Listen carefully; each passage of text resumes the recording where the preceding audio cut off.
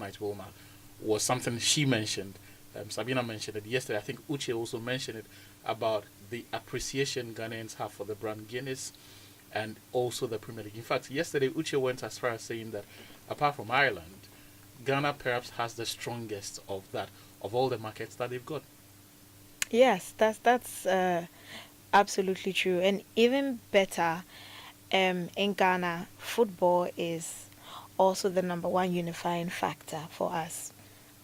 We love football as a country. Whichever class you fall into, people come together and watch football.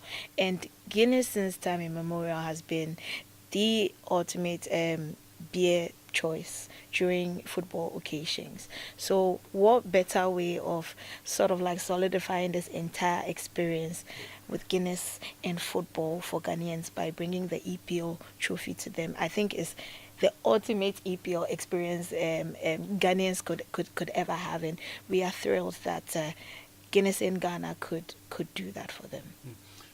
Sabina, a lot of people have been asking me. In fact, we mentioned it on Prime Sports Extra this morning, but people are still asking, "Is the trophy real?" Yeah, they see the ribbons, they see the inscriptions of all of the teams who have won it. Is the trophy the original trophy? It's real. That's the only way. That's the only answer I can give you. It's It's real. There's nothing real else as to say. Guinness. It's the real deal. It's as real as it gets, and we're very happy to be able to share that with our consumers and with Ghanaians in general. Yeah. I love the fact that it has its own. I don't want to say superstitional, but its own way of handling. There's a certain Protocol. mystique, so There's we a realize protocol that around it. Yes. Yeah. we realize that it comes with two security guards who don't physically touch it. No, they have to wear they gloves. exactly. No one else has to. And I'm told in transporting it, even on the flight, there's a specific set of protocols, as you say, that have to be followed in. Definitely, a lot of security, a lot of work has gone around getting it here. It's not a matter of okay, let's just come. So we've been working on this for a little bit, along with our team and the global Guinness team. We've been working together with them, plus the Premier League as well, just to get it here. So the protocols are a lot, including insurance, security. A lot of things have happened. So we wouldn't be doing that for just nothing, right? Yeah. It's definitely for the real thing. So we can't touch it as consumers, but we can take pictures with it. Even the people who are entrusted with bringing it here are not able to physically touch it. They do wear gloves. So consumers that come tomorrow, that we see, even media partners that we've talked to today, we've taken a lot of pictures. It's been fun, but we can't touch it for now. Yeah. You can go and play the Premier League and win. We've been saying it in just all mornings, in fact, since last night, that we're actually going to be closer to the Premier League trophy. I have been closer to the Premier League trophy than Arsenal will be, but it is true. You guys need to stop dragging But it Arsenal. is- So you need to stop dragging Arsenal. But the trophy is here, yes, and it's part of a 3-day tour. yes. Or for the benefits of those who are now listening to us for the first time, what is the tour about? What does it entail? So, sorry, we're here for 3 days. Yesterday they arrived late in the evening, so we did the first announcement to let Ghanaians know.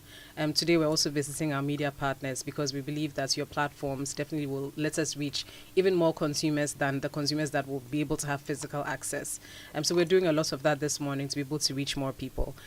But tomorrow is the ultimate, the last stop for the tour.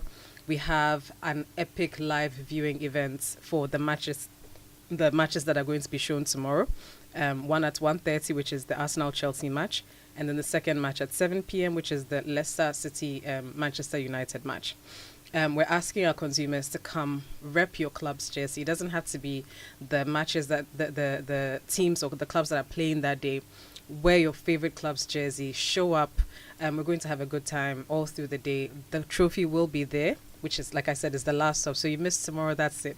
The trophy hasn't been in Ghana since 2011. It's been 14 years. So if you want to wait another 14 years to get a chance, then you can miss tomorrow. But if you want to be part of the experience this time around, we would want to see you at Pit Stop. That's where we're going to be having the events. So, like I said, large screens, and you feel like you're at the studio itself, at the stadium. You'll feel like you're at the stadium itself. We have games, we have signed souvenirs that we are also going to be giving away as part of the games that we'll be playing throughout the game. We have conversations, football banter. Football is always, it's nice when people are together, can tease each other. I'm looking forward to a lot of that tomorrow. Oma, how does someone get to be part of tomorrow, and where is it happening? Pit stop. It's happening at Pit Stop Laboni. The first game is at 1:30 p.m., but we advise our consumers or everyone coming to come earlier, so you can easily get yourself a seat and get comfortable and get ready to enjoy the entire experience. To come is free. It's not ticketed. However, we are sharing RSVP links where if you want to come, all you need to do is just go in there and sign up so that you can reserve a seat for yourself. So where can we get these links? You can find them on our social media pages. We will also share that with you, so you can share it with your listeners as well. Most definitely. So listeners, we're talking to officials from Guinness Ghana. We have the marketing manager and the brands manager who have been magnanimous enough to join us to have a conversation and tell you how you can be part of this momentous event tomorrow at Pit Stop Laboni for the Premier League game when Arsenal take on Chelsea. But the game itself and the broadcast of it is part of the 3-day Premier League tour.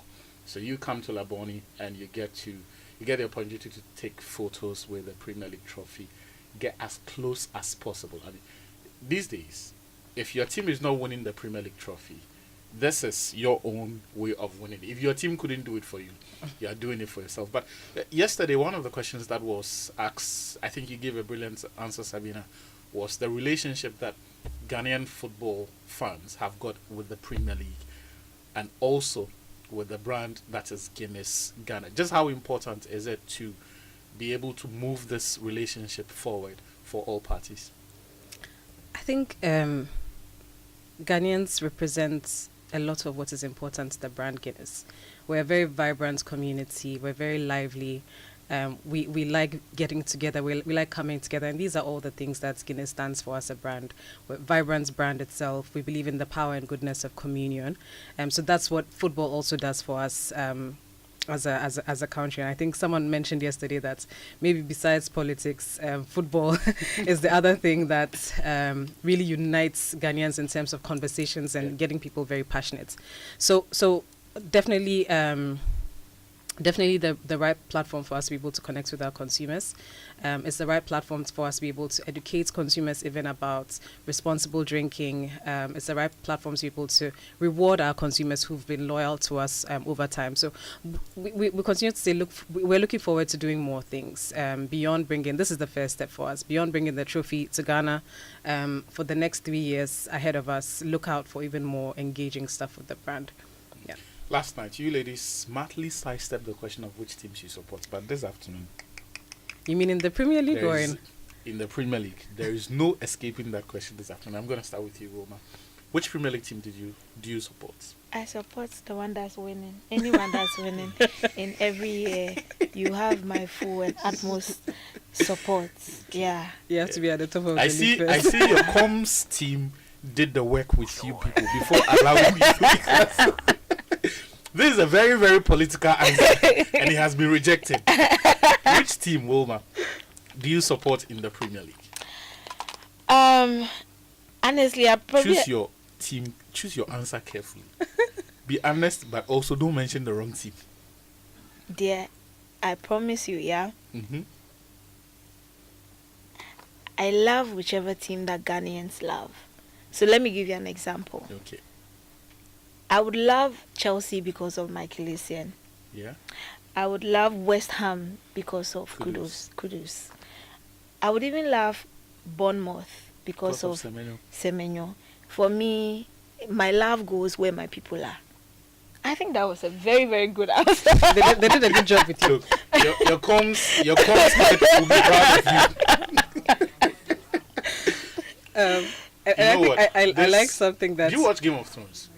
I watched season 1 and that was it. There is a line from it that I love from one of the characters, he said, the trick of the wildfire. You can only play it once. So you're on me next. Yes. No, I don't think I've hidden the fact that I am partial to the team that you support. Fantastic. That's the only I've correct answer.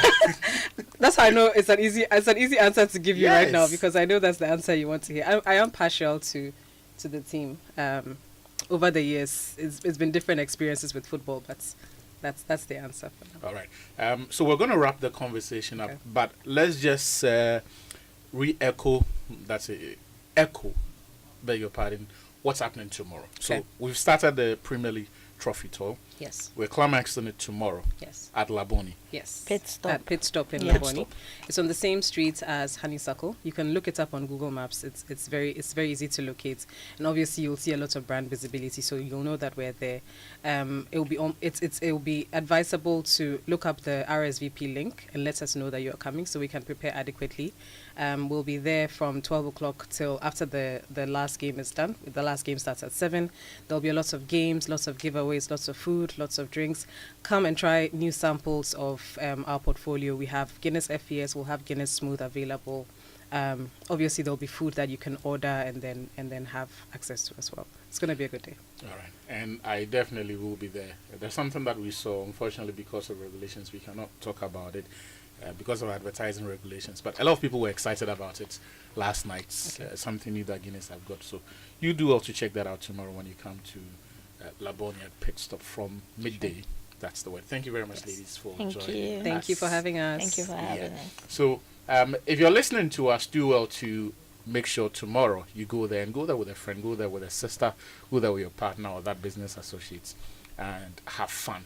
Now, though, we've got to take a listen to what happened on Tuesday in the Joy Prime Studios when we assembled the best minds as far as sports management in this country is concerned, but also those whose responsibility it is to ensure that we reset Ghana, as President John Dramani Mahama has been saying. So we featured Tom Vernon, who is the founder of the Right to Dream Academy and former Manchester United scout, who's been running perhaps the most prominent football academy in the whole of West Africa for 25 years.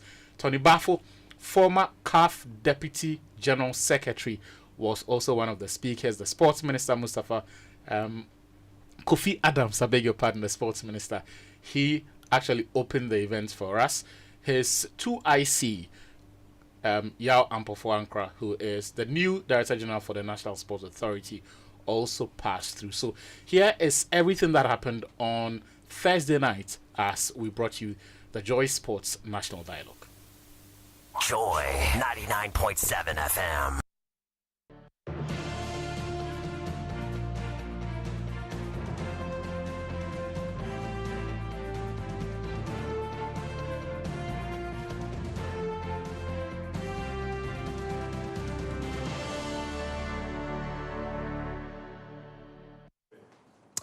Thank you all very much for joining us from all over the world as we get into the very much anticipated National Sports Dialogue put together by Joy Sports here at the Multimedia Group. My name is Nathaniel Atto, and together with my co-host, we'll be taking you through these 3 hours of a conversation that needs to be had as we tow a new path in the sports and recreation sector here in our country, Ghana. Imagine a system where the youth will be very much drawn to the area of sport. Imagine a system where you go into schools and pupils will be aspiring to become some of the greatest icons in the world. Imagine a system where a sports sector will have a very viable industry that generates so much revenue that it becomes a major part of the economy. Imagine a sector as well, or a world, where Ghana has a budget read and maximum allocation is put to sport because that becomes a place where we draw a lot in terms of revenue. Well, this sounds very virtual for now. This sounds very ambitious. But as we all gather as a collective this evening, we're looking forward to ways as to molding and reshaping the direction of our sector so that we can start living what could be just dreams and make them reality. Well, tonight, we will be hosting a set of persons who have walked the talk when it comes to the industry, have not only done theory, but have done practice and have made major achievements in the sector. Well, they'll be bringing their minds together as the man who is in charge of government's operation in sports and recreation comes to lead all of these conversations and takes away the major points and the major pointers as to how we should go in this very important sector. Tonight, this Joy Sports National Sports Dialogue is live on the Joy News channel, which is on 421 on DSTV, on Joy Prime, which is also on 281 on DSTV, live on Joy 99.7 FM, your superstation, and also streaming on the Joy FM wall, the Joy Sports wall, and on YouTube as well. Tonight, as I mentioned, I have company just like you have wherever you are and joining us all over the world. Fento Tahiru Fento is a Joy Sports editor and has had massive experience when it comes to covering international tournaments, has seen how it's done out there and has ideas as to how we can also get it out there so that this sector can become the much looked after one, or the one that sets the standards for the rest of Africa to follow. Also here with me this evening for moderation is the hosts.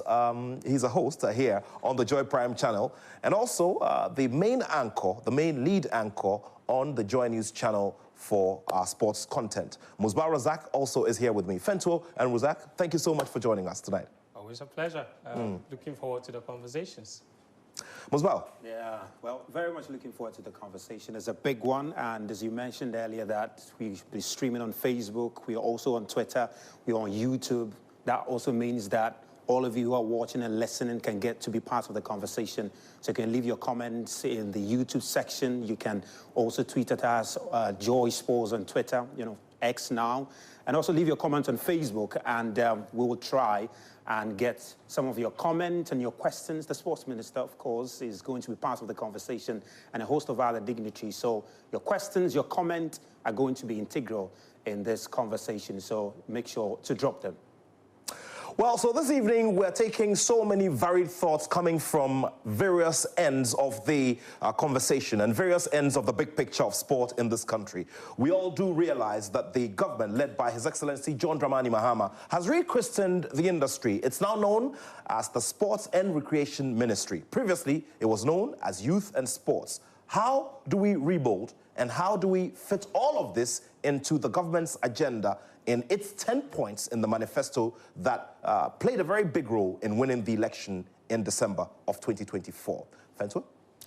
Absolutely. And I think we can all agree that Ghana sports is not at the place that we need it to be. In the 60s, we dominated. We won multiple AFCON titles.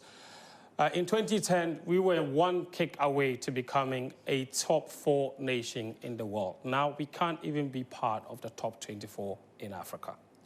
We've won 1 Olympic medal since 1972.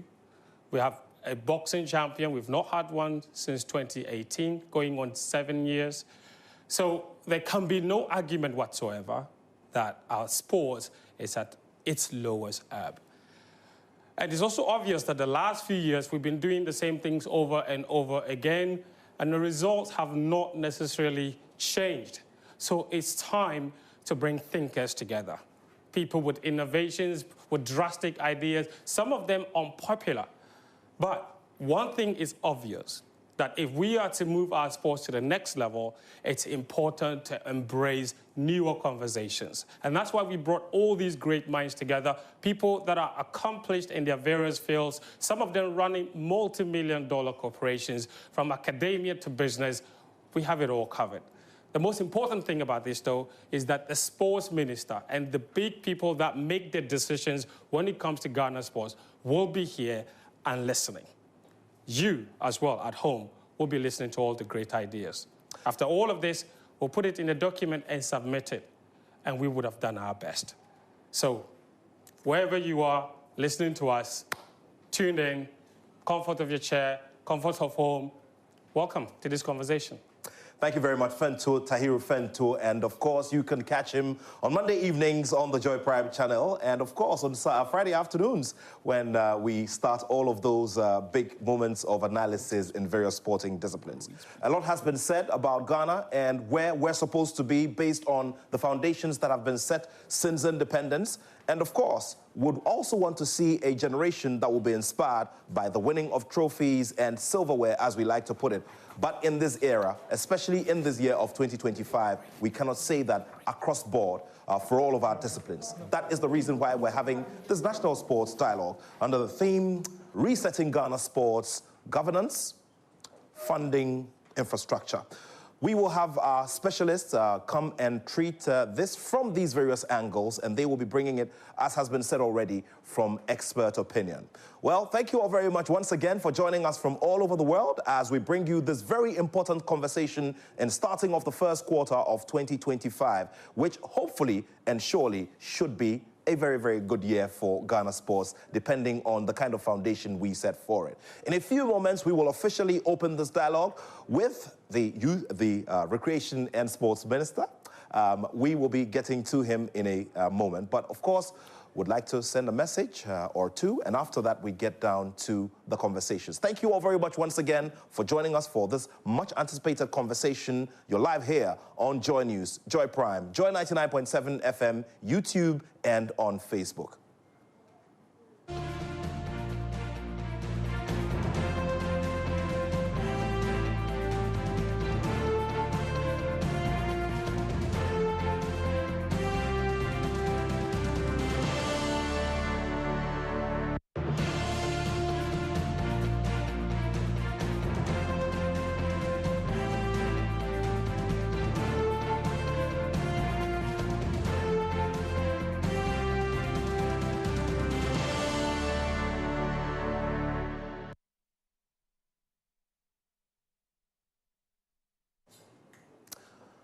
Some months ago, there was a lot of speculation as to who will lead this sector, especially considering that the flagship sport on this country, whether we like it or not, which is football, is not at the best in terms of its story of history.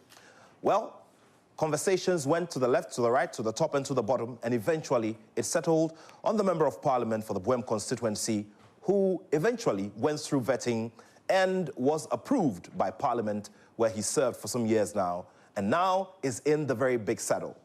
The very instructive words which have run in the ears of many across the country and those with Ghanaian sports interest at heart are those words of His Excellency the President, who said that he did not envy the new Minister for Sports and Recreation because of the daunting task ahead.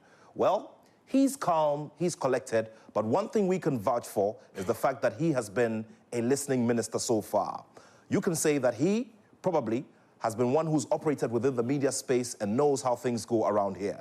But of course, he is the man who will be putting all of these thoughts together to fit into the 10-point agenda within the manifesto of the National Democratic Congress, who are now firmly in government. Well, with a big round of applause, please help me welcome the Honourable Minister for Sports and Recreation, Honourable Kofi Idi Adams. Thank you very much, Honourable. Thank you very much, Nathaniel. Thank you so much for this opportunity, and thank you for inviting me to this all-important program, a program that we desire will lead to a number of very positive changes that will happen within the sports ecosystem. I must say that I'm really impressed about the thoughts that went into designing this program, and I would urge that we do more of this. And I believe that as we talk, it would spark something that will bring about the necessary changes, the reset that His Excellency John Dramani Mahama and the government truly need to be able to push the agenda of sports and recreation very, very far. Let me say, distinguished guests, industry experts, sports stakeholders, members of the media, ladies and gentlemen, it is an honor to be here this evening, engaging in a crucial conversation about the future of Ghana sports. The theme, Resetting Ghana Sports, Governance, Infrastructure, and Funding, is not just a discussion point, it is a call to action. Ghana's sporting legacy is undeniable, and you rightly laid that in your introductory comment with your other colleagues. From our historic Olympic medals in boxing to the glory days of our Black Stars and the global dominance of our sprinters, we have, at different points in history, placed Ghana firmly on the world map. However, recent years have forced us to confront hard truths. We have seen declining performances, inadequate sports infrastructure, and financial constraints that limit our ability to compete globally. These challenges demand a reset, a new direction that ensures that sports in Ghana is not just about participation, but about excellence and economic empowerment.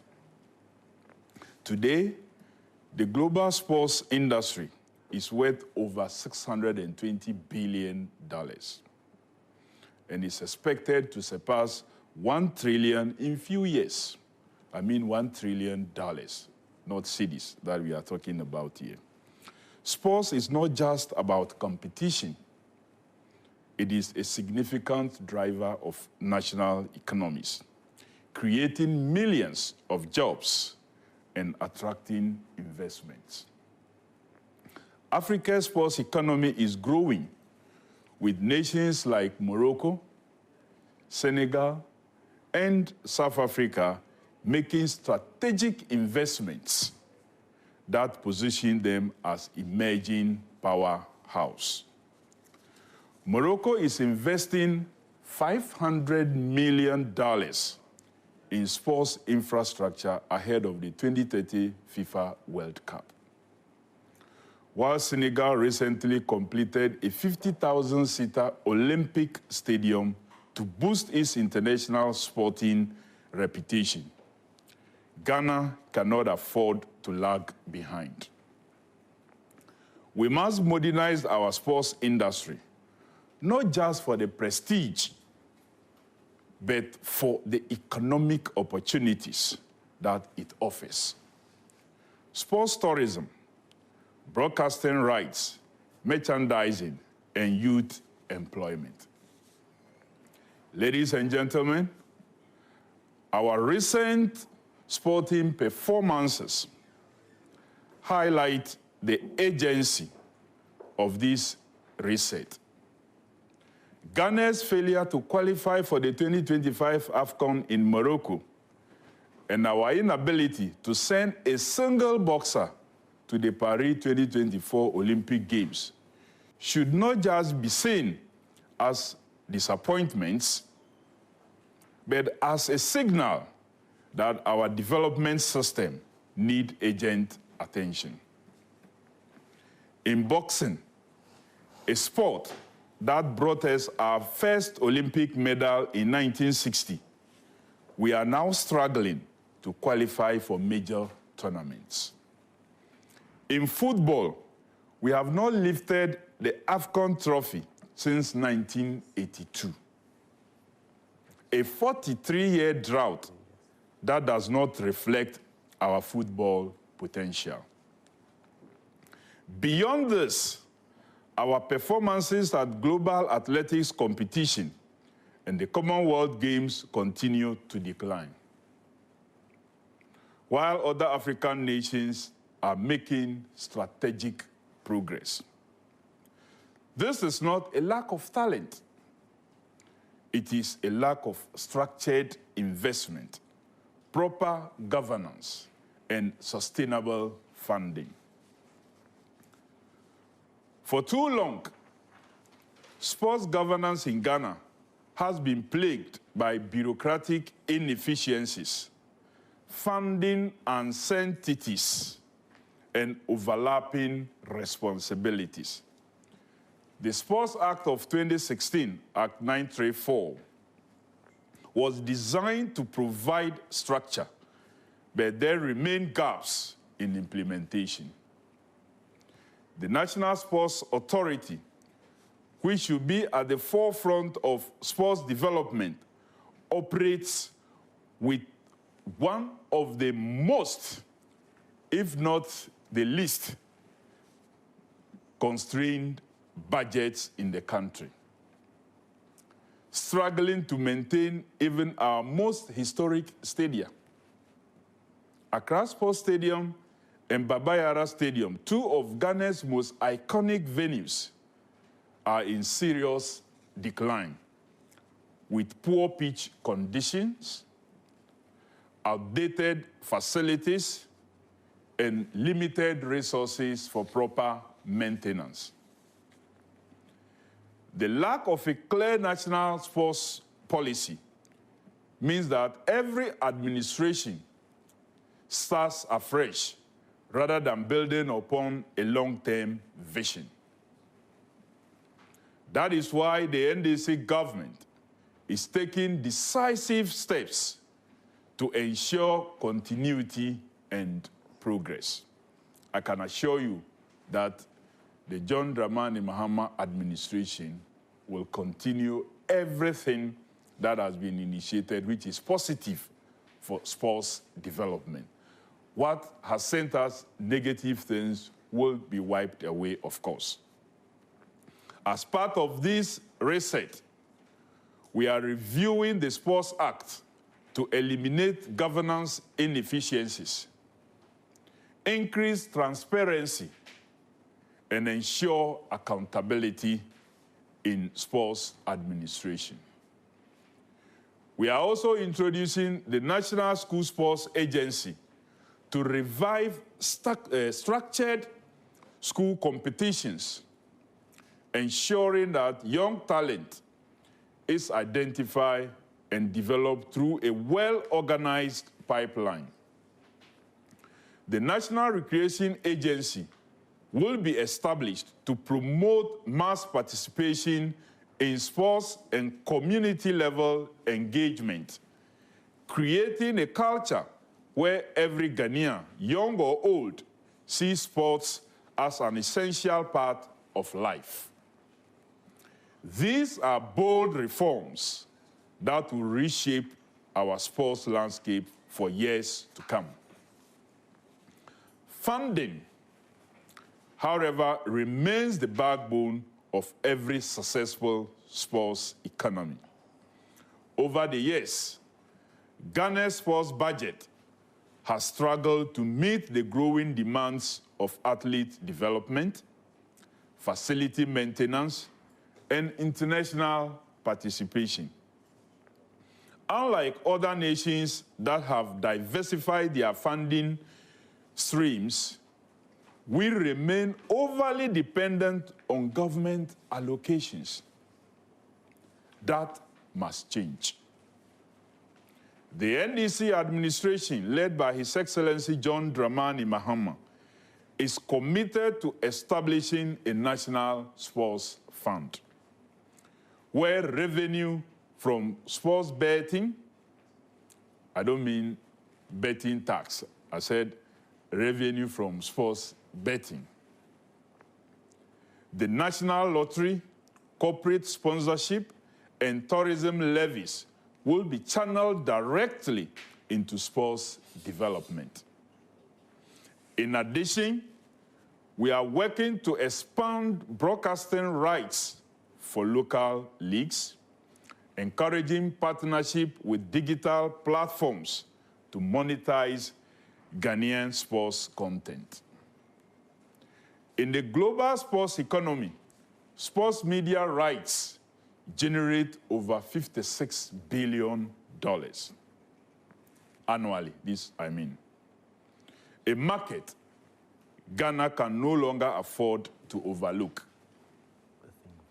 Our local leagues must become commercially viable, attracting sponsorships, high-quality broadcast, and packed stadiums. The modernization of sports infrastructure is equally paramount.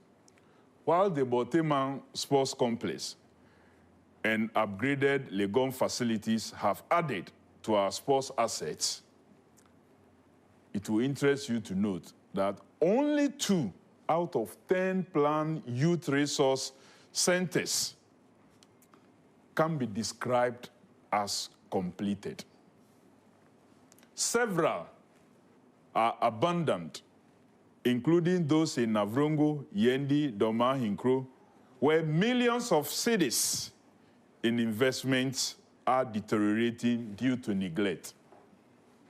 This government has committed to modernizing our national stadiums and completing stalled projects to provide the necessary infrastructure for grassroots and elite sports.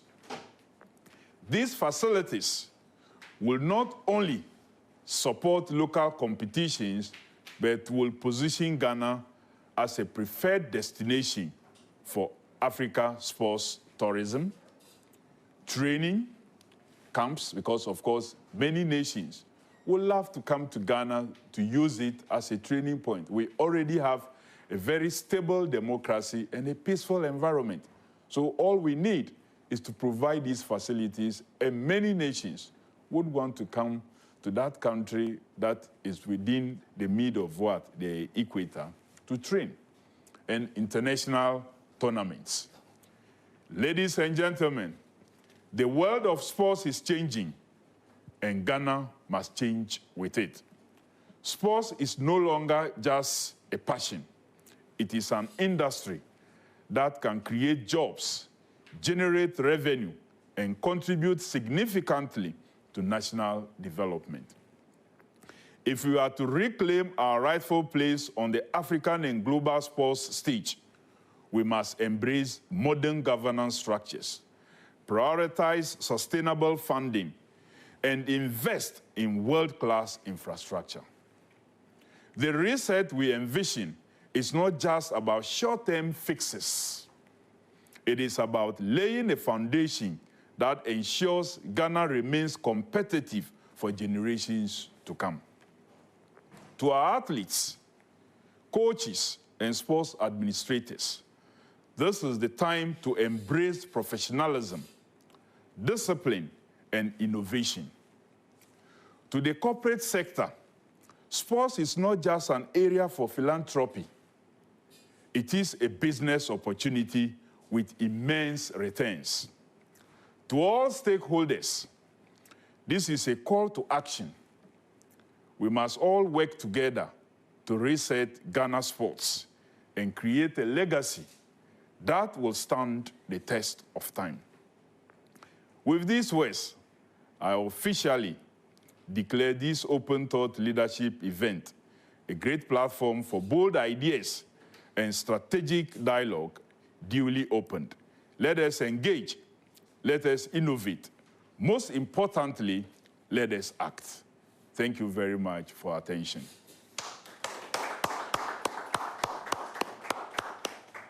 We are truly grateful to the Honorable Minister for Sports and Recreation, Honorable Kofi Idi Adams. And he has charged us to innovate and to create, and also to make sure that we participate in a very big way. Key, takeouts from that opening address being the rating of the industry, the commercial rating of the global industry, which will be hitting $1 trillion US in a couple of years. And the big question we're asking ourselves is, how much participation does Ghana have in there? Or how much of it does Ghana have in terms of participation and taking part in this industry and drawing from that very big pot and that resource of $1 trillion US? All of these and more will be part of the conversations we'll be having as we go along, and look forward to more deliberations later this evening. But please do remember that we're live on the Joy News channel, the Joy Prime channel, and also live on Joy 99.7 FM. Greetings to all of our friends who are joining us from all over the world, viewing via our live streams on the Facebook pages of Joy Sports and Joy 99.7 FM, and also our YouTube page. I'd also like to quickly acknowledge the presence of some key persons within the sports sector sector who are adding their weight and their voices to the big conversations we're having this evening before we go for our first presentation. I'd like to acknowledge the presence of the founder of the Professional Footballers Association of Ghana, the very gallant captain who led the Black Stars to the 1992 Africa Cup of Nations final, and a former Deputy General Secretary of the Confederation of African Football, the legendary Tony Bafo. We're also joined here this evening by the president of Ghana Tennis, who's also playing a very key role within the space of the Ghana Olympic Committee. I would like to acknowledge the presence of Mr. Isaac Abuajidria. We duly acknowledge the presence of a long-running administrator in Ghana Athletics, who now has been given the task and the responsibility of bringing the National Sports College in Winneba back to its feet and playing its major role in our sector. Please help me acknowledge the presence of Mr. Bawa Fuseni. Many sports administrators have been encouraged to open themselves up for opportunities not only here in Ghana, but around the world, so that they can also impact on sport in other countries and with global federations. One of them is here. She is an internationally certified World Athletics official and also plays a role here within Ghana, aquatics. Ladies and gentlemen, shall we do a big round of applause for Farida Gindo? Also here this evening, representing the developmental arm of Ghana Boxing, is the spokesperson and communications director of the Ghana Amateur Boxing Federation. And he is representing the whole fraternity here this evening. Shall we put our hands together for Mr. Efson? We'll be doing some more acknowledgements as we go along, but it's time to go to our first presentation for this evening. He served many years with Manchester United as a seasoned scout. Over that period, he was able to use his technical eye to bring in as many talents as possible from different parts of the world. Years down the line, he dropped that cloak and put on another cloak of an individual going into a space which probably was concentrated with weeds, a bit of water, and a lot of dust.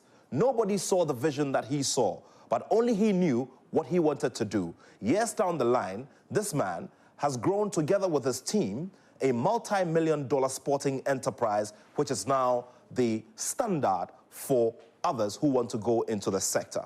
The president of the Right to Dream Group, who have franchises in football academies, football clubs in Europe and America, and many franchises around the world. Ladies and gentlemen, please help me with a big round of applause to welcome Mr. Tom Vernon.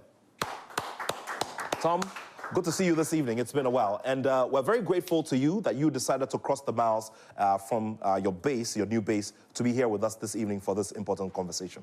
No, it's a privilege to be here. And, Joy have paid sort of specific attention to what we're doing, visiting us in Older Craddy very regularly, visiting us in Denmark, in FC Nordsjælland, and hopefully in San Diego and Cairo in due course.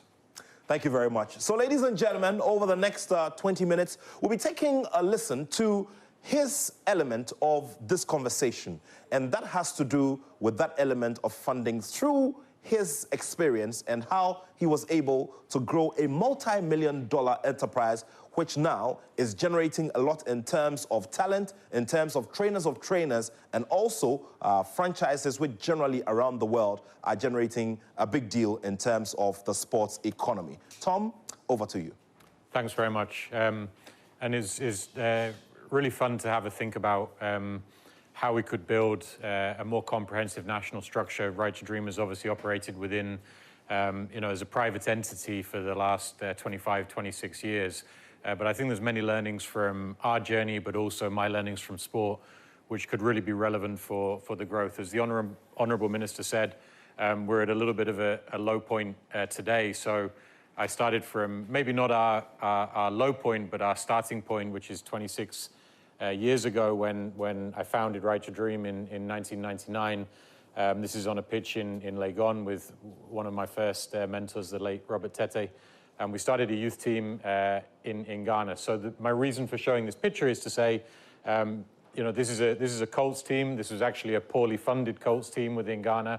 And we've managed to grow to the point where, many of our guests today have visited our academy in Older Craddy. It's a beautiful location, which I I'll go on to talk about being, I think, an optimal destination for the development of young talents within Ghana. We have a great water supply, plenty of beautiful land. We have a direct power supply from the dam. So a really sufficient environment for developing Ghana's most talented children. We went from there in 2014, 2015, as people know, to be the first African Colts football team to purchase a professional football club in Europe. When we purchased FC Nordsjælland in Denmark, we had a clear idea that the stepping stone from playing football in Ghana to Europe was becoming more and more problematic for young Ghanaians. So we wanted to create an environment where we could control that first stepping stone into Europe. We built a team there. One of our first coaches there was Otto Addo. Today, Michael Essien is a coach in FC Nordsjælland as well. Derek Boating and Lai Kingston have also been there. So, but this was really, I think, transformative. A lot of young African talent loses its way in the transition period. Once that transition has been made and they understand the new context, then typically, as we see with some of our graduates, they fly and they can perform. But that transition period in any sport is really essential. And we've managed to position FC Nordsjælland as that transition for Ghanaian players, but also many of our Danish players who are now global stars have developed a lot by the influence of Ghana. You can see a young player like Mikkel Damsgaard starring for Brentford in the Premier League regularly now. He's trained regularly in Ghana at the academy in Odokradi. So I think our vision can expand beyond developing elite Ghanaian athletes, but also this being a place where elite athletes from around the world can come and learn and develop. From there, when we brought in investment from the Mansour family in Egypt, we built our second Right to Dream in Egypt, in Badia. It's a beautiful facility and a benchmark within, I think, the North African, Middle Eastern, and certainly African context. And then most recently, about 2 years ago, we acquired the 30th franchise in Major League Soccer.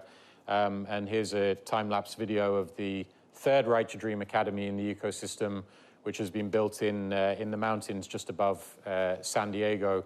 It's really a beautiful facility, and now we have a team playing in Major League Soccer in the US. And you can see here from the first match, the 30th team, San Diego FC, playing with Right to Dream players on the pitch and Right to Dream coaches involved in the system. So my point being, before I outline sort of some of my ideas for how Ghana could move forwards, is that starting from an under-12s team with no funding 25 years ago, Right to Dream has grown to the point where it has a valuation in excess of $500 million and significant revenues. So it just shows, and everything that we've done has been driven on the talent of Ghana's youth. There's nothing that I can do without the performance of Ghana's talented youth. That's what's created this success, and we've built frameworks and structures around that. So all of this success is driven solely from that reason. So, a little bit of a recap. It was already said quite nicely. We've had over 100 professional players come through just the academy in Ghana. Since we've been in Denmark, we've produced another 70, 80 professional footballers through the Danish academy. We've had over 50 internationals for Ghana, and the market value in Europe of our players has reached 180 million. So as the minister talked about some of the values and the size of the market, a little bit of that demonstrated by Right to Dream. In Ghana, 30% of the entire market value of Ghanaian players is represented by Right to Dream players.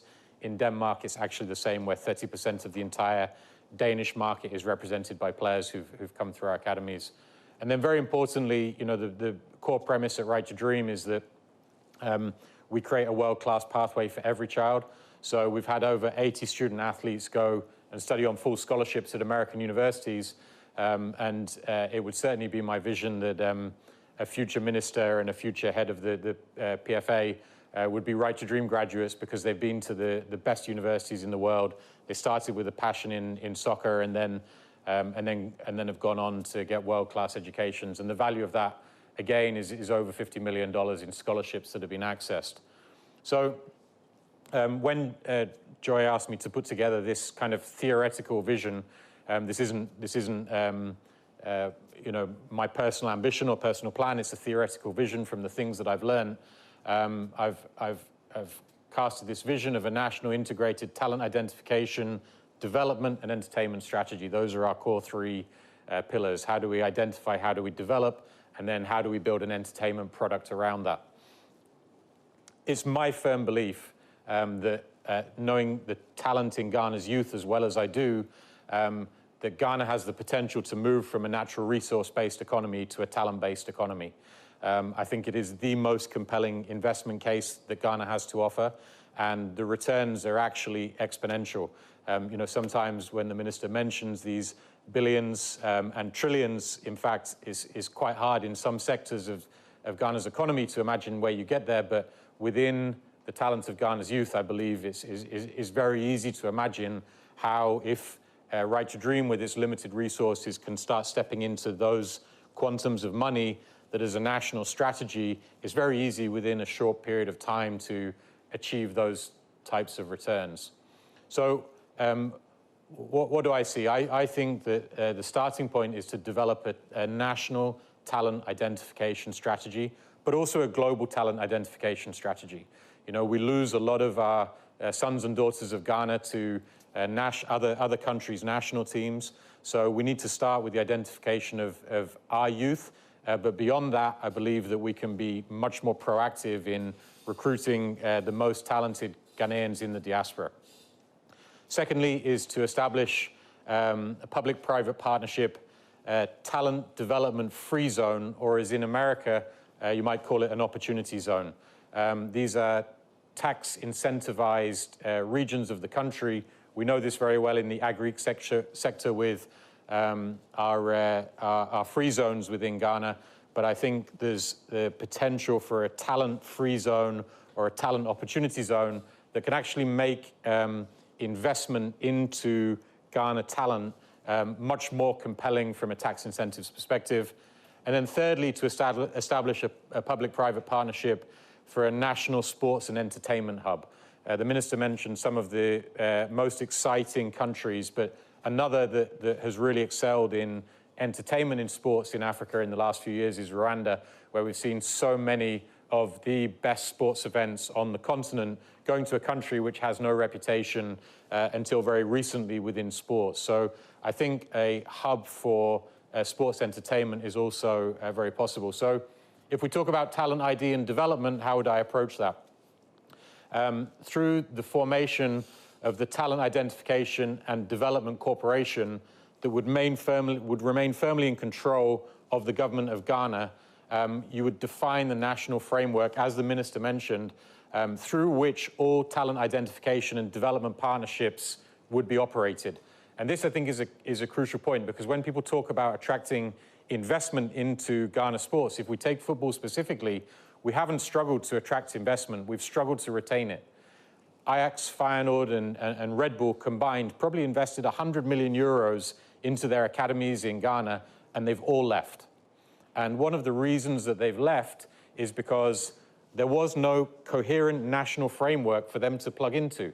So they came and did their own thing with very little advice, with very little guidance and support, and as a result, we've lost them, and they could have been significant contributors to the national agenda. My starting point would be through artificial intelligence solutions, which I believe should be embraced very quickly within talent identification, is to assess the individual talents of each of Ghana's 800,000 12-year-olds today. You know, we have a role model in China, I think, here, that when they got the Olympics in 2008, started a national talent identification many years before to assess the individual talent of every child in China. And I think it's quite feasible for us to do the same. And then I would propose that the best 800 across a multi-sports solution come into a Ghana talent free zone, a Ghana talent opportunity zone that has multiple incentive structures for local and foreign partners to invest into this free zone, to develop the 800 best each year that we've identified through a national talent identification model. And then I think one of the big commercial opportunities for us is if we are identifying, if we are trialing all of Ghana's 12-year-olds every year, how do we retain communication with those 800,000 children? At the moment, Facebook retained that communication, and Facebook derive all the revenues from communication with our children in Ghana. If we scout our kids in Ghana, why don't we retain communication with them and own our own digital assets that can communicate and develop our children rather than allowing that conversation to go to foreign entities?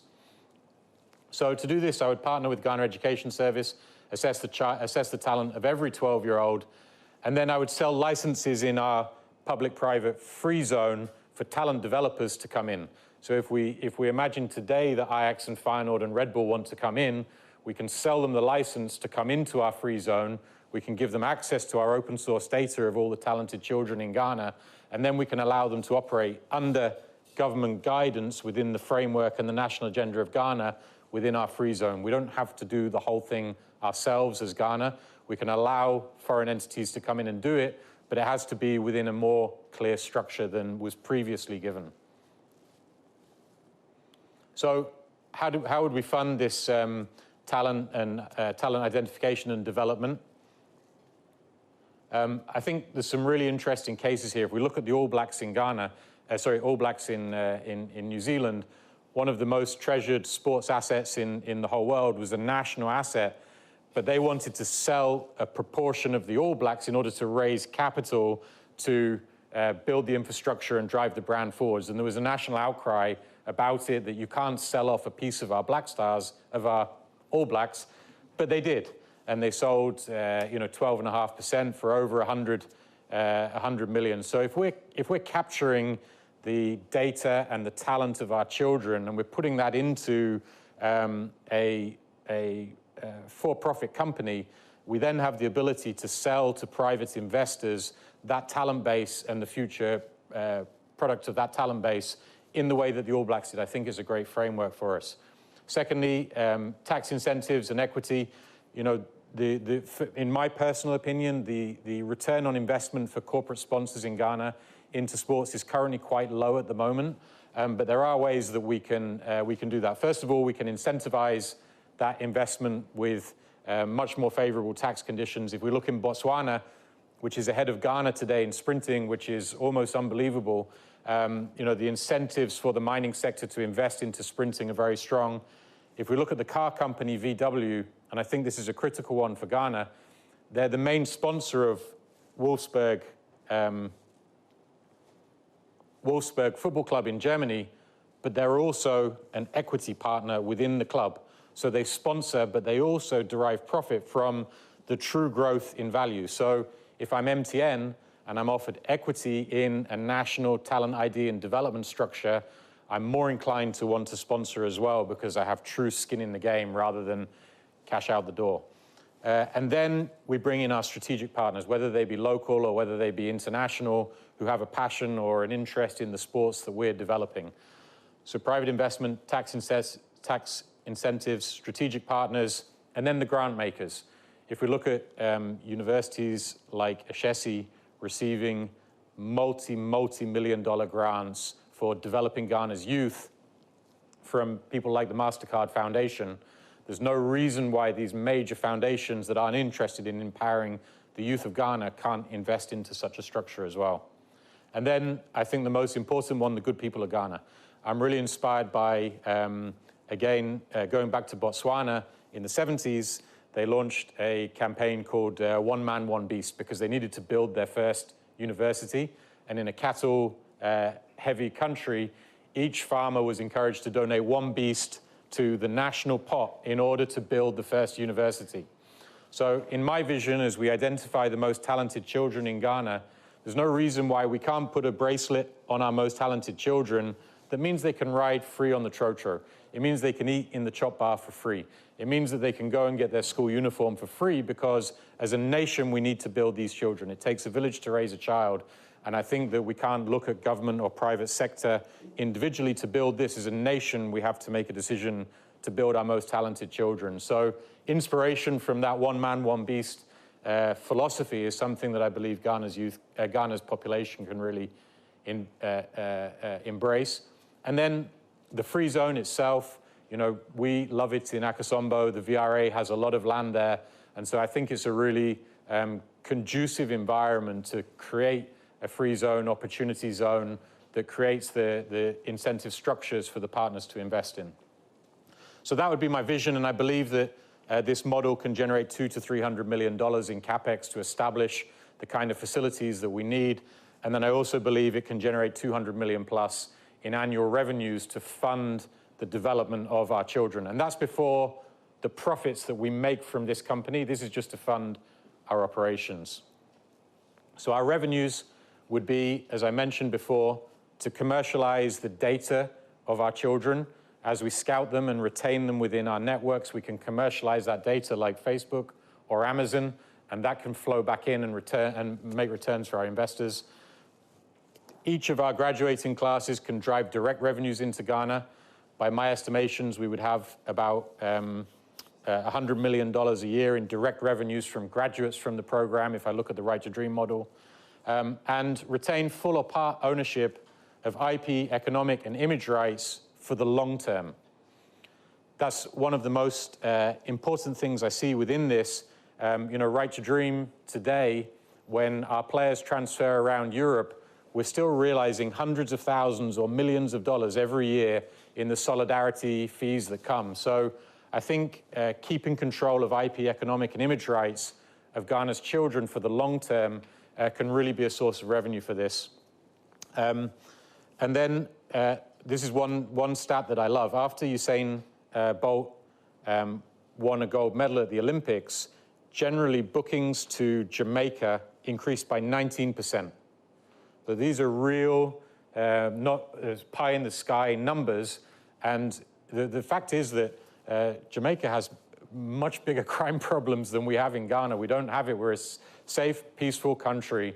But that one ambassador can really transform the broader economy. And I'm talking about our 800 most talented children every year coming into our campus. So we can do Usain Bolt times 100, which can have billion-dollar impacts on our economy from a broader perspective. And then, as we all know, there's nothing like the soft power and leverage that comes from performing in sport. And that may ultimately be the biggest return on investment that's slightly harder to gauge. That's the development phase. In the entertainment phase, I would replicate the model. I would create an investor-friendly national framework, as been done in Rwanda. We've recently invested in the MLS, which is an investor-friendly framework. We don't have those investor-friendly frameworks at the moment in place in much of Ghana sports. So I would build the entertainment hub. As people can see, I'm a fan of Akosombo. I would put it there as well.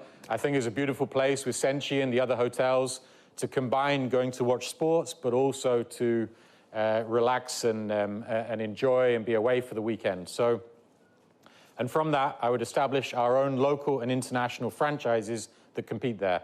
Our own BAL franchise, and so on, but also from there buy our own clubs and our own sports franchises outside as well, so that our talent can go and compete under our name and generate our revenues.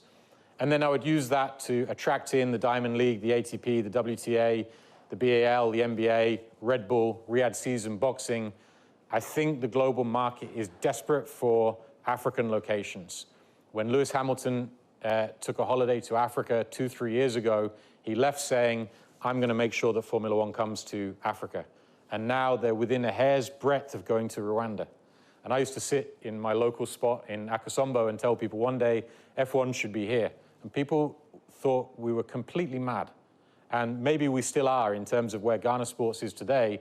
But the fact is F1 is going to Rwanda, which is unimaginable. So if we put our hub together and we create the incentives, you know, it was a previous leader of your party, Minister, Professor Atta Mills, who said direct foreign investment knows no nationality. It goes where it's most welcome.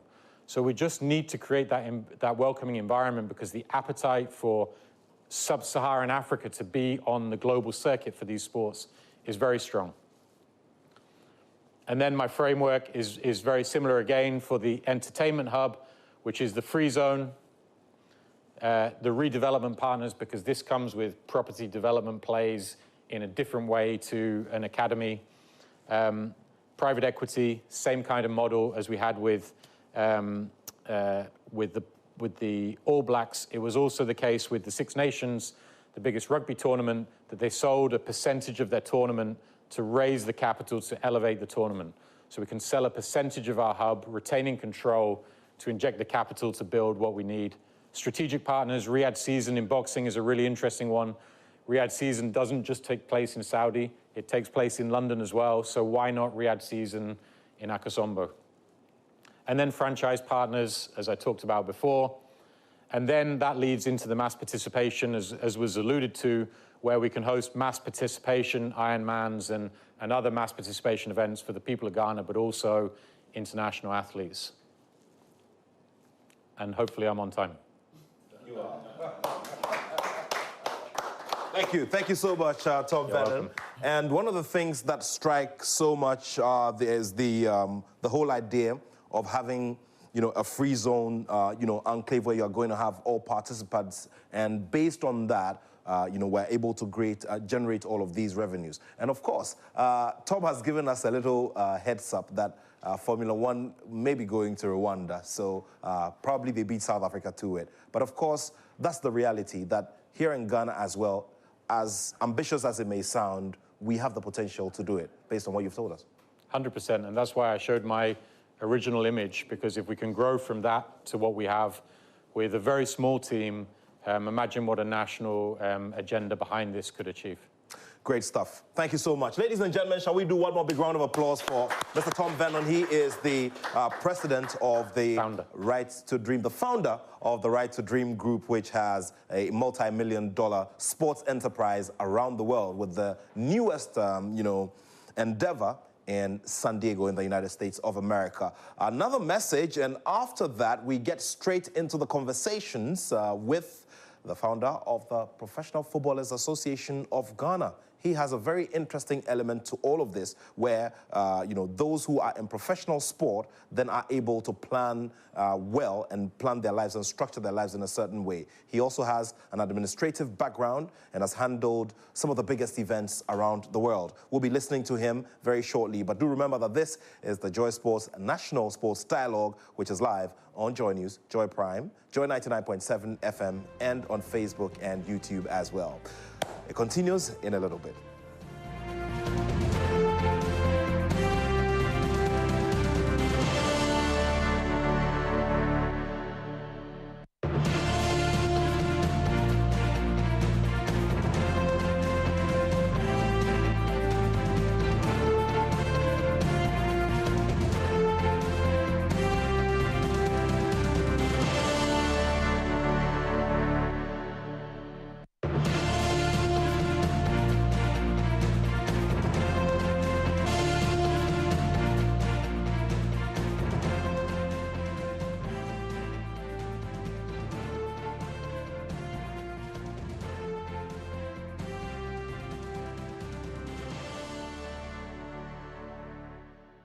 Thank you very much for staying with us on this National Sports Dialogue here on Joy News, Joy Prime, Joy 99.7 FM, and on YouTube and Facebook as well. My name is Nathaniel Atto, and together with my co-host, we're bringing you this very important conversation, which has to be a new chapter, or sparks a new chapter in our sports development in our country. Well, this is a man who has been there as a professional athlete and has been there as an administrator as well. He picked himself up many years ago from a moment of adversity when he was on the brink of leading Ghana to lift yet an Africa Cup of Nations trophy. That did not happen. But years down the line, he has lifted other personal trophies and other trophies that have brought Ghana a lot of light, a lot of recognition, and a lot of glory. I'm talking about leading a set of individuals who operate within different spaces to operate a final of the most followed final of a professional sports tournament in the world, and that is the FIFA World Cup. On 2 occasions, he served as general coordinator for the finals of the FIFA World Cup. Years down the line as well, he rose to become Deputy General Secretary of the Confederation of African Football, CAF. But one very key thing he's done as an administrator and one who has vision in sport in this country is the fact that he brought together every single mind playing football professionally in this country to look in a certain direction. And that is the establishment of the Professional Footballers Association of Ghana, which is also the Ghanaian wing of the welfare arm of FIFA. Tony Baffo, the legend, is our next speaker, and he will be looking at this from his lens after many years of experience performing on various ends and various legs of the value chain. Tony, thank you so much for making the time. We're very grateful. Thank you for having me here. Great. Assalamu alaikum, Ramadan Kareem to everyone. It's over to me, right? Very well. Over Thank to you. you. As Joe Latte, the late, would have said. Yes, may his soul rest in perfect peace. Amen. Well, managing stadium infrastructure in Ghana, I'm going to give you a bit my view, my opinion, and also my experience I had over the years. He mentioned it already. I think I've coordinated over 40 events for CAF and FIFA. And I'm giving you a little introduction. Importance of stadium infrastructure and management, current challenges in Ghana's stadiums. I'm not going to go too deep. Maybe on a personal note with the minister and the new NSA Director General, the need for strategic stadium development and maintenance, transforming stadiums into revenue and generating assets. Who will lead the NSA? When I was preparing my slides, that was one of the first pictures I had. Now, I think it's confirmed, Honorable Minister, Yao Ampofo-Ankra, congratulations to you, Yao. We are all there to support you. We need a qualified professionals with appropriate background and expertise to manage our stadiums effectively. And it's time to modernize our stadium. This is what the minister also mentioned in his speech. And you see, these are simple phrases, but to implement all this is not that easy. So what I have done also, and this is always my opinion and my view, I've created an organizational chart, a sample. I believe that you have the Ministry of Sports and Recreation, then you have the new Director General, Yao Ampofo-Ankra. I will divide the National Sports Authority in two parts. In the administrative part, and I'll create an infrastructure unit. And I will have a COO of the infrastructure reporting to the Director General and to the Ministry of Sports. Why? I think we nearly had our stadium suspended for one of the AFCON matches, and I think all hands came together to really not to make it happen that it's going to be suspended. And I think this would have been a disaster for all of us. But it happened, but we shouldn't sleep. It's very, very important for us to get all hands on deck. And one important thing is also to get experts. A carpenter or a painter cannot be a groundskeeper. This is what you have to know. But sometimes we have the wrong people in the right positions. And this has to change. We have to have experts in the various positions. Like Mr. Tom Vernon, you saw him doing his presentation, and when he was presenting, he was presenting with joy, because this is his area, and he knows where he's coming from. So very important also to have a head of administration, to have a head of infrastructure. I'll not go to all the positions. You can see it very well on the screen. But then we have there the groundskeeper. How can it be that one man is managing all our pitches? This is what I don't understand. So we need more experts, we need more capacity building, and we need more greenkeepers stroke groundskeepers. This is very, very important. When you come in to the stadiums, have you ever seen a stadium map? I haven't seen any stadium map. And this is something which is very important. Orientation. Where is the northern sector? Where is the western sector? Where is the south? Where are the gates? When a guest, a fan comes into the stadium, he should have a proper orientation where he goes to. This is very, very important. So this is one of my recommendations. Every stadium should have their own stadium maps. This is Ghana's stadium infrastructure. I didn't put all the venues over there. So the key stadiums we know. This is the Tamale Stadium, and you know Tamale and Sekondi are twins, same structure. Chief Rex Dankwa is here. I was part of his team doing CAN 208, so I know the stadiums inside out. And then we have the Kumasi Sports Stadium. We have the newly built TNT Stadium in Takwa. I think this is a very good model of compact football stadium. The only problem we have a bit there is space. This is what is important. We played a Legends match there, and we inaugurated the stadium. Really is a masterclass. Then we have the Cape Coast Stadium. We have the Accra Sports Stadium. We have the University Stadium. And we also have other facilities in terms of venues. We have the Viniba Sports Complex. We have the Kaneshi Sports Complex. We have Pram Pram, which has improved a lot. But I can't talk about the state of Winnipeg Sports Complex, but Kaneshi is nothing to write home about. And, but I believe this can help us also to generate revenue. We can have not only our teams being there, being accommodated there, but we can also have foreign teams. If you have a 3- or 4-star hotel, then you can also generate good revenues. This is Borteman Sports Complex. Unfortunately, I haven't been there, but I think it's very important to have this also in the picture as part of the infrastructure. This is a modern branded mini stadium. Why is it modern? You have LED boards.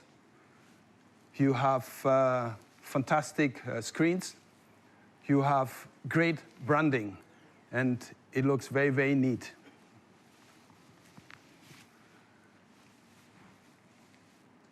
I think the last time Chief Rex Dankwa is there, we had a pitch cover in our stadium, was the opening match in 2008. So for me, sorry, I don't understand this. We do so many activities on the respective pitches without covering them. A stadium is also there to generate revenue. Okay, if you have different events, cover the pitch. And if you elevate maybe the stage on the pitch a little bit for the grass to get air, you can have even boxing in the middle of the pitch. But these are the tools we need. These are the items we need to have in our stadium. Enhancing Ghana's stadium facilities. I spoke already about the respective stadiums, but for me, this is very clear. Each stadium should have a well-functioning gym. We have an office inside the Accra Sports Stadium. They used to have a gym over there. People come every day to walk, but you see, it's not even paved. If you create something like a track around 100 meters, 200 meters, 300 meters, the ministry is around. People come, they can walk, and they can also walk into a gym. And I believe that that will also create revenues. Hospitality area. We don't take hospitality serious. I think everybody who's sitting here has traveled outside. And when they come back from the World Cup, from the AFCON, just go beside the last African Cup of Nations. Proper hospitality is so important. So we should have a specialist also for the hospitality area. And then a sports stroke, a football museum, a hall of fame. You can do it on regional basis if you go to Cape Coast or Kumasi, but the big stadiums like, again, Kumasi and Accra, they should have everything in there. Because don't forget, Accra used to have a track. And people like Ignatius Gezia, Aziz Zakari, and so on, they were really impressing us in the stadium. So adequate, strong signage for all venues. Clearly marked gates and entry points. And most of all, which is very important, a VOC. We call it VOC, a Venue Operations Center. But I'll show you how a VOC looks like. I've given you 4 different samples of a VOC, of a venue operation center, which is a must. You see, this is how you can discover what is happening inside and even outside the stadium. There was an incident in Swatremen, and if you had a proper venue operation center, you could have even seen what happened outside. So this is very, very important. And it is not rocket science. Operation, staffing, and enhancement. What it entails and who should be in there.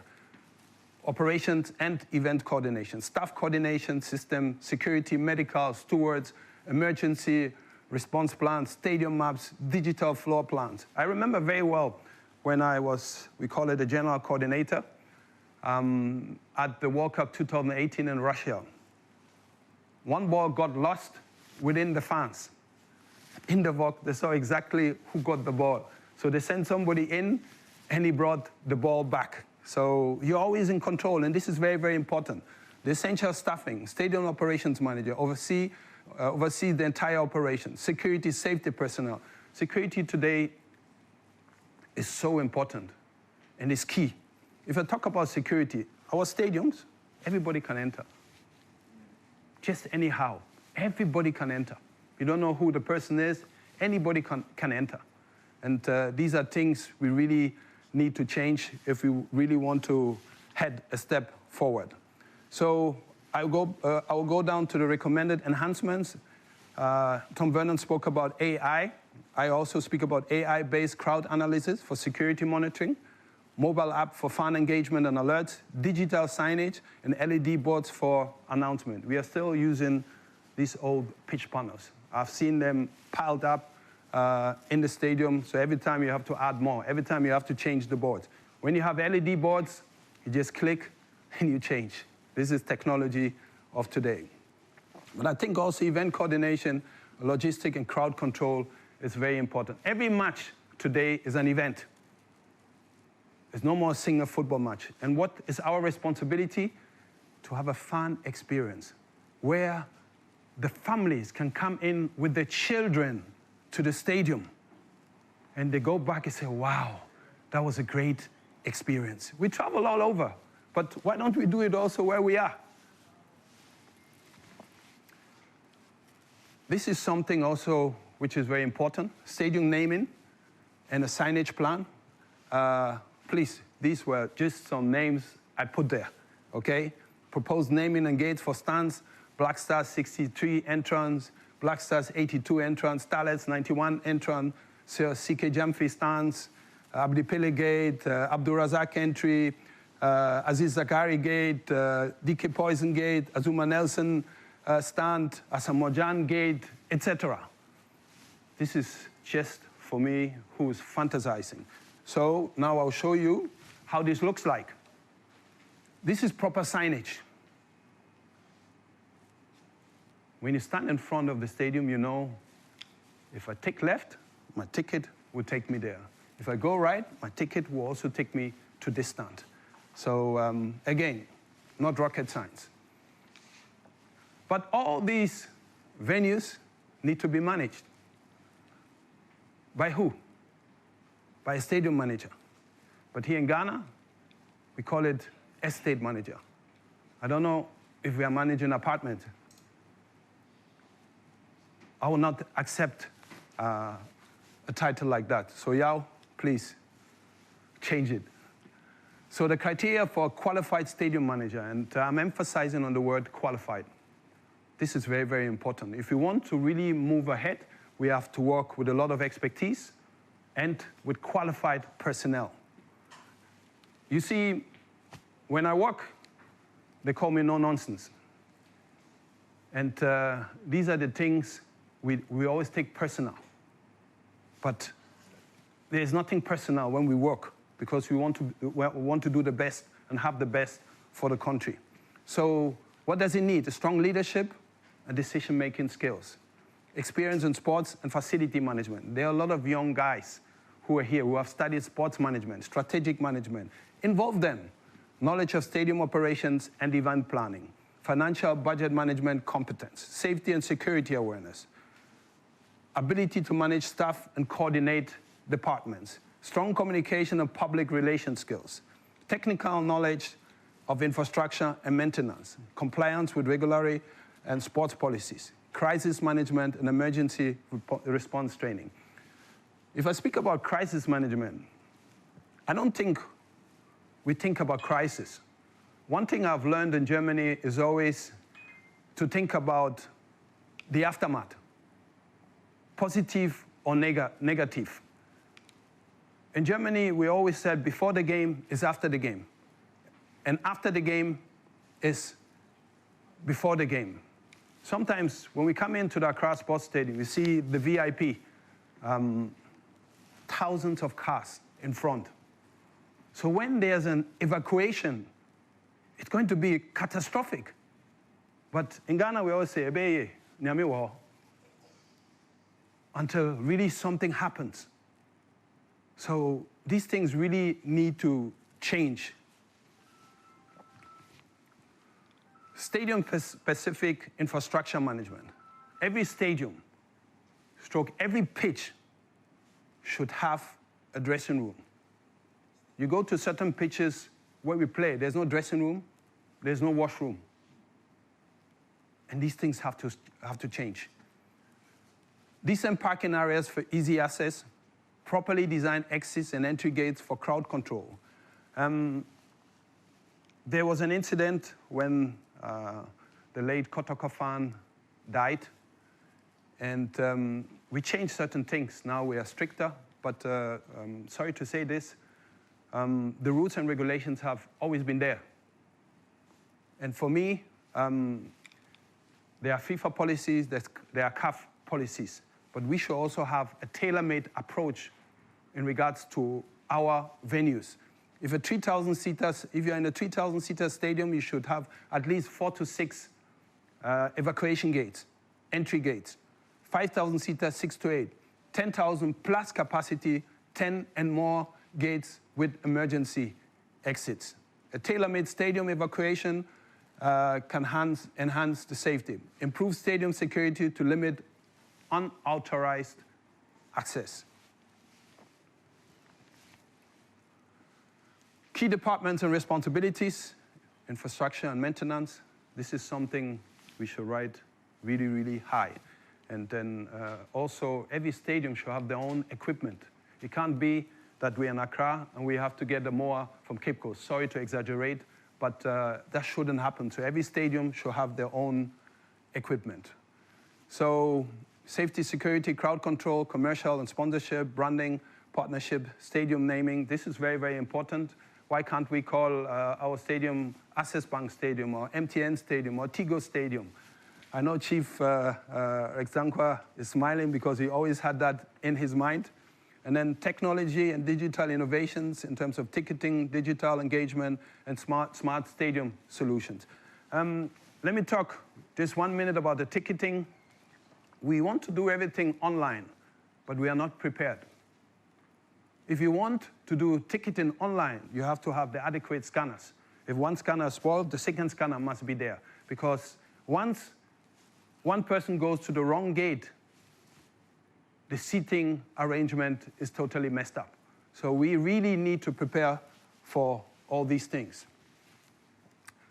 The upgrading of our main stadiums like Kumasi and Accra, for example, facelift required with modernized facilities and enhance fan experience, improve seating and VIP areas, media facilities, floodlights, very, very important, enhance hospitality section to attract international events, roofing solutions for all weather use, make stadiums attractive for international and corporate sponsorship. Internationally, we have played against England, we have played against Germany, we have always gone out, but no foreign team has come to play here. And that's what we should think of. Financial sustainability and naming rights, I spoke about it. Introduce stadium naming rights to attract corporate sponsors. The example is Allianz Arena, Access Bank Stadium, Milo Stadium, and engage business in long-term partnership. and reduce dependency on government funding by commercializing stadium use. Improve stadium accessibility and amenities to increase match day revenue. So this is budgeting and financial management, develop sustainable revenue models. And what Tom Vernon just showed, I think this is really sustainable. And then introduce a membership scheme and VIP packages for additional revenue. I don't think any club here has a member who has a seasonal card and every time he sits on the same seat. Then I spoke already about technology and innovation in stadium management, to implement smart stadium technology, to enhance security, to upgrade stadium with energy-efficient lighting and eco-friendly solutions. And then this is for capacity building for NSA staff. We had the AFCON just in Ivory Coast. I don't think one NSA staff was there to shadow a security guy, a protocol guy, somebody in hospitality or competition. So this is what you see here, leadership, teamwork, and development programs. Now, what is also very important, case studies and best practices. I'm running a bit fast because the man is on my toes. What Ghana can learn to upgrade stadiums to international standards. The minister mentioned it. Ensure commercial viability through sponsorship. Increase security and crowd control measures. Conclusion and recommendations. Urgent need to modernize the stadium infrastructure, commercialize stadiums through sponsorship and naming rights, implement strict safety and evacuation protocols, improve stadium security to prevent unauthorized access. This is the second time I mention it. And then regular maintenance, which is very, very important, to adopt a global best practice for stadium operations and adopt a yearly calendar for stadium activities. What do I mean with that? Before anybody, anyhow, pays money and plays inside the Accra Sports Stadium, I think we should have a global and general calendar for events, and we should know that if the national team is playing at least 3 months prior to it, nobody should play on the pitch. As simple as that.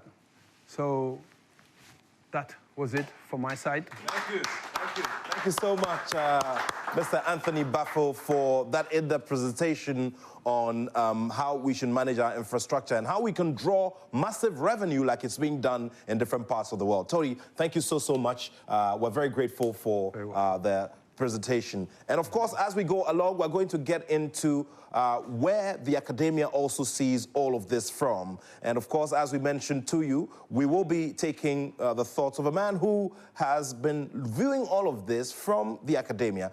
Tony Baffo spoke about having technical persons who are adequately qualified for these jobs. And of course, the descriptions of these persons who manage the stadia should also change as we go along. A lot to ponder about. And of course, that threw me back as well to Brazil when I covered the FIFA World Cup for the group. And he served as general coordinator for the final of that tournament. The hospitality element was amazing. And venue management was amazing as well. So much to think about, so much to ponder about, and so much to talk about here at the Joy Sports National Sports Dialogue, live here on Joy News, Joy Prime, and Joy 99.7 FM, as well as Facebook and YouTube. Another message from all of our partners, and after that, we get straight to the conversations with Dr. Kusiapia.